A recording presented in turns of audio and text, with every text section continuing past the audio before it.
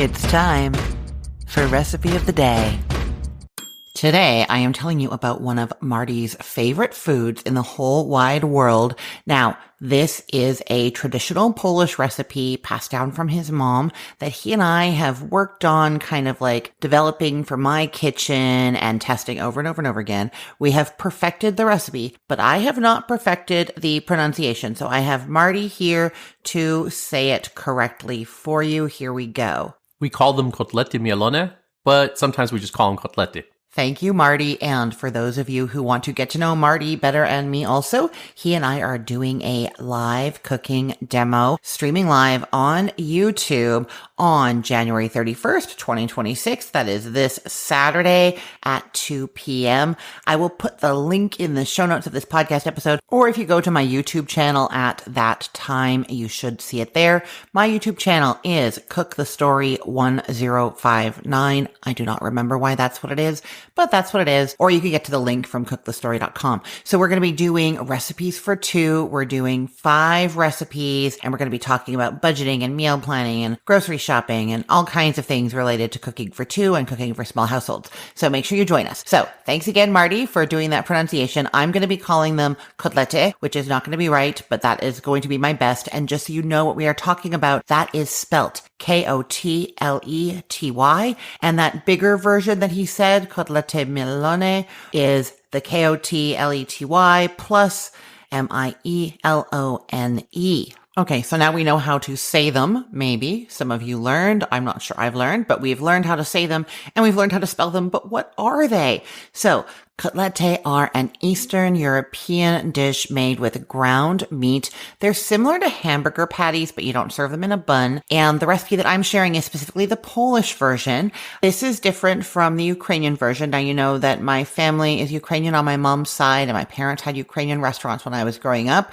The Ukrainian version is more like meatballs. They're smaller, whereas these Polish ones are quite a bit bigger. And like I said, some people refer to them as hamburgers. Marty always tells Americans that they're like mini meatloaves, and they are kind of oblong. They're like 1.5 inches by 3-inch little like footballs almost. So yeah, these Polish ones are really tasty, very meaty, and they have this really unique crust on the outside that I'm going to be talking about, and a very moist and juicy interior. That is all accomplished by a set of techniques that I found quite surprising when Marty first was showing me how to make these. The most surprising thing was that you make the patties, you dip them in dry breadcrumbs, and then you pan fry them until they're brown. Okay, now here's the surprising part. You then add water to the skillet and put a cover on it. So you've browned it, which we often do with all kinds of foods. We're pan frying, we brown them. We don't usually then add water. And I thought for sure the water was going to make them soggy. Why develop this nice brown crust if you're then just going to like moisten it with water? It turns out that the water is there, I believe, to prevent them from burning and to add the steam that cooks them more quickly, because they're fairly large. So they take a long time to cook right through to the middle. The water is helping by generating that steam.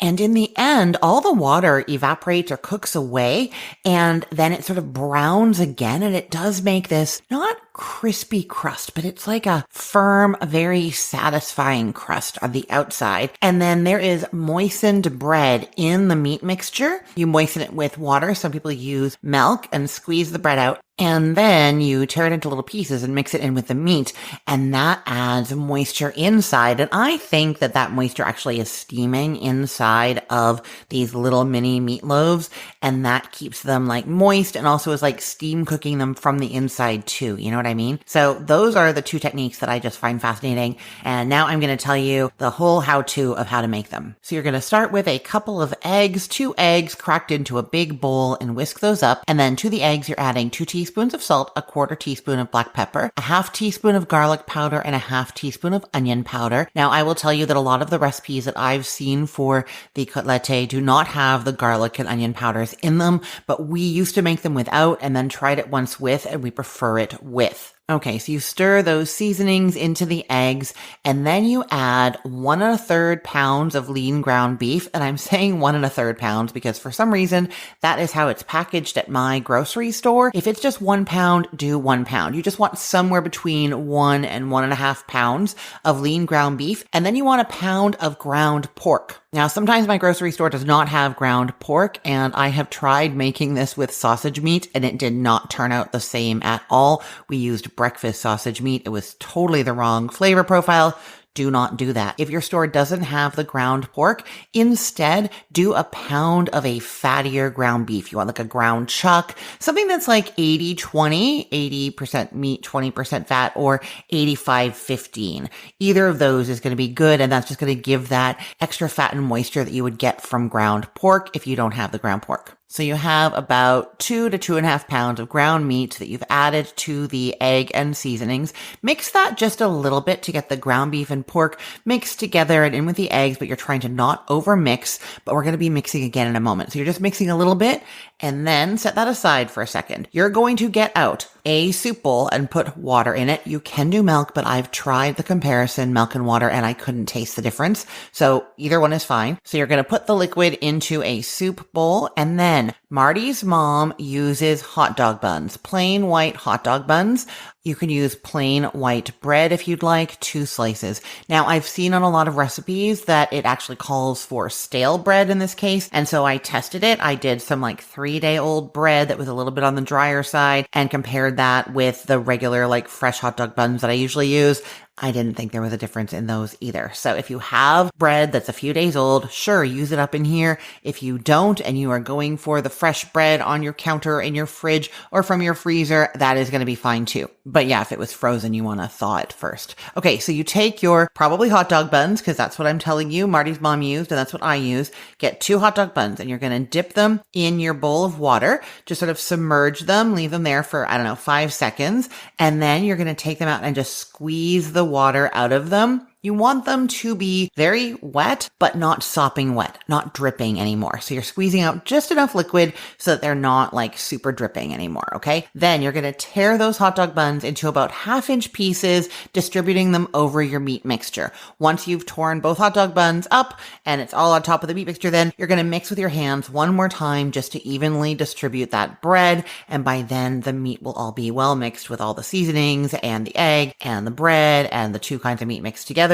because you've done those 2 rounds of mixing, trying not to over mix. As you know, if you have ground meat and you mix it till it's like smeared and mushed, then all those little strands are kind of like no longer there, and you have a tougher meat in the end. So we're trying to preserve some of that loose ground strands as much as we can, while also evenly mixing in the other ingredients, right? So it's a little bit tricky, but just don't overmix it. That's all. You're mixing it just to kind of combine it. Mix it again once the bread's in to kind of combine it, and then you're ready to move on. I use a 1/2 cup measuring cup to evenly portion out these kotlety, and you'll get about 8 or 9 of them. So get your 1/2 cup measuring cup and just scoop onto a plate until you have 8 or 9 of them. If you have a little bit of meat left, just kind of distribute it among those portions. And then you're going to shape each one into an oblong that is 1.5 inches thick and about 3 inches long. Put those on a plate and then measure some plain dried breadcrumbs into a bowl. So this is just the stuff at the grocery store in the pantry aisles there that's labeled breadcrumbs or unseasoned breadcrumbs. You don't want to use homemade fresh breadcrumbs here because they soak up too much oil when they hit the pan. So if you are using homemade breadcrumbs, you just want to make sure that they're dry. And you don't want to use panko here, just your standard normal breadcrumbs, okay? So you need 1/2 cup of those in a bowl, and then you're going to take each of your little oblong meat patties and you're going to dip it in the breadcrumbs and cover them all around. So like just sort of toss it around in the breadcrumbs and then put it back on the plate until all of them are coated. Then you want a nice large skillet. I use a non-stick skillet here because they do stick a little bit sometimes and it's just easier.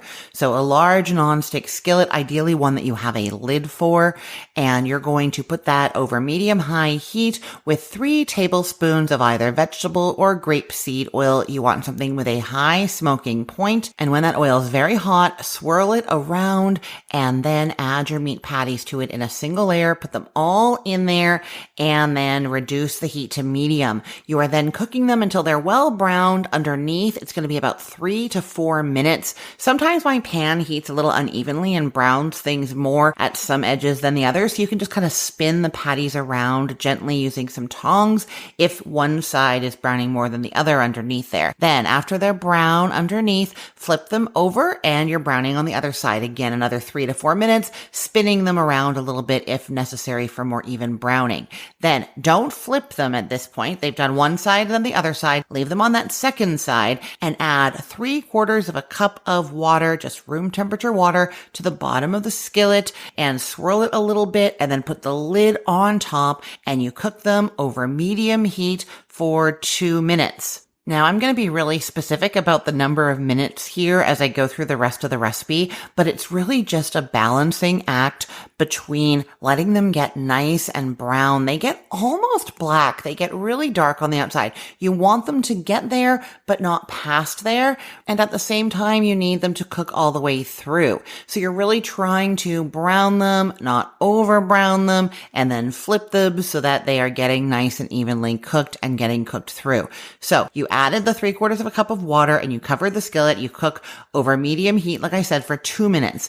Then reduce the heat to low and cook still covered for another 2 minutes. Then increase the heat back up to medium and cook for another 2 minutes. So that's all still on the same side. At that point, check underneath the patties. If they're very dark, reduce the heat to low and leave them for another 2 minutes. If they're not very dark, keep it at medium and leave them there for 2 minutes. Then uncover them at that point, flip them over, increase the heat to medium high, cover and cook for 2 minutes, then reduce the heat down to low and cook covered for 2 minutes, then increase it to medium and check underneath. Now this is the last stretch here. Both sides have been done for about the same amount of time. We want them nice and dark on the outside and no longer pink in the inside. And they should be pretty close to done. So you're just checking if they're done. If not, you're doing another minute or so aside, flipping them until they're cooked through, no longer pink, 160 degrees Fahrenheit in the middle. And then you take them out of the skillet and serve, usually with other delicious Slavic foods. We love them with mashed potatoes or egg noodles, sauteed mushrooms, sauerkraut, a nice cucumber and dill salad with sour cream. Oh, all so good. Okay, I will put the link to this recipe in the show notes for this podcast episode, or you can head to cookthestory.com/ROTD and get it there. Everything there is arranged by date, so it's helpful to know that today is January 27th of 2026. I will also put the link to my and Marty's first live cooking demo, Cooking for Two. You have got to come check us out. That is January 31st at 2 p.m. on YouTube, on my YouTube channel at Cook the Story 1059. And I will just say that this live cooking demo is open to everybody, but it is to give you a taste of the members only Cook for Two live cooking demos that we're going to be doing starting up in a couple of months. So right now they're public, but we're going to close that off at some point, and then we're going to do them just for the Cook for Two members.